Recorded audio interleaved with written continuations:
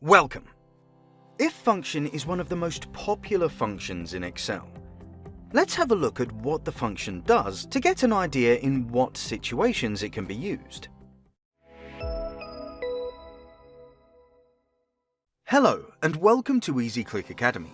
My name's Frank, and together with our EasyClick team, we're here to make sure you'll be able to use Excel in a quick and easy way, thanks to our digestible video tutorials. If function comes handy when you need to evaluate a logical condition and quickly find out whether it is true or false.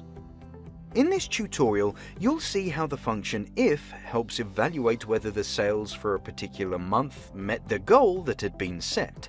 If yes, Excel will display the message, "Goal achieved." If the condition comes out as false, a horizontal stroke will show instead of the message. So, how can we use if function effectively? To start, click into the cell which you have selected to show the result. We'll click in the cell D3.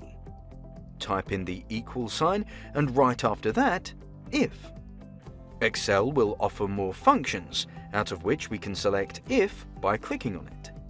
Then you'll need to add three details: the logical test, which is what Excel evaluates, and two different values. One will be displayed if the logical test result is true, the other if it's false. Let's start with entering the logical test first. In this formula, we're going to compare whether the sales in this particular month were higher than our goal. So, we're trying to find out whether the goal in the cell C3, sales for January, is higher than our goal in the cell G2. This way you can compare whether something is greater than or less than, or equals to something else. There's a possibility to nest another if function inside the logical test of this if function, which allows you to make further, more complex comparisons. As soon as the logical test has been entered, carry on typing a comma and we'll move on. Now, Excel needs a value that will appear as the result if the condition we entered comes out as true. After that, we'll need to enter a value if this condition is evaluated as false. Let's have a look at the first value, which appears if the condition is evaluated as true. If you want Excel to display a text, in our case the message "Goal achieved," you need to type it in like this, in quotation marks. If this first value is a number, we standardly don't put it in quotation marks. After typing in the message, add a comma. Now we need to enter the second value, which is the value Excel will show if the condition comes out as false. If the sales in this month did not reach our goal, we want Excel to show not a message, but a horizontal stroke. So we'll enter a dash in quotation marks. All three necessary details have now been added, so let's close the brackets and press Enter. Well done!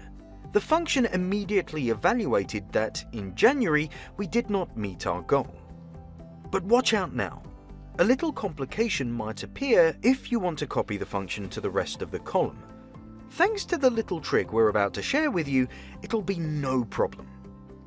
You might have guessed correctly that if we want to use the function to evaluate the sales numbers for the rest of the months, we need to copy the function by dragging the bottom left corner of the cell where the function has already been placed. However, the function seems not to be working properly once copied.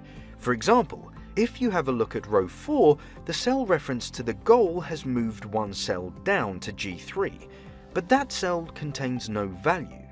The same happens in row 5. Excel refers to a wrong cell for goal. How to fix this? Have a look at the original formula which was previously copied to the rest of the rows. We need to keep the reference we make here to the goal fixed. Click into the part of the formula that refers to the cell where the goal value is stored, which is G2.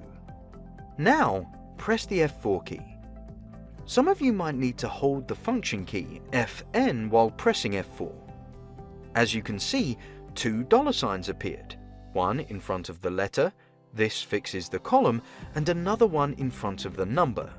This one fixes the row. Using these dollar signs makes the reference to a specific cell fixed. In all rows now, the copied formula will use only the cell G2 to calculate the result. This little trick works in all Excel formulas and functions, so you can use it whenever you need. Let's hit enter again, and let's try to drag the formula down the rest of the cells one more time. And we can see that the function works perfectly now. Each row contains the correct evaluation of the sales numbers against the goal we've set. Remember, if function is dynamic, which means you don't need to update the formula if you change the value of the goal in cell G2. The results in column D will be automatically updated.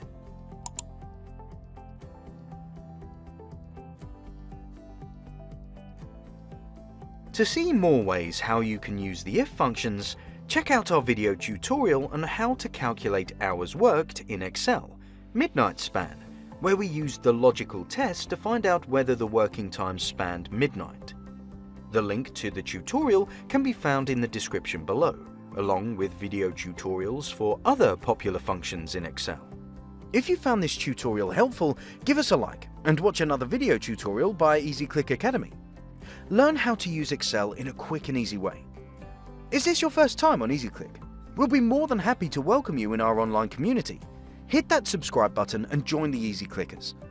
Thanks for watching, and I'll see you in the next video.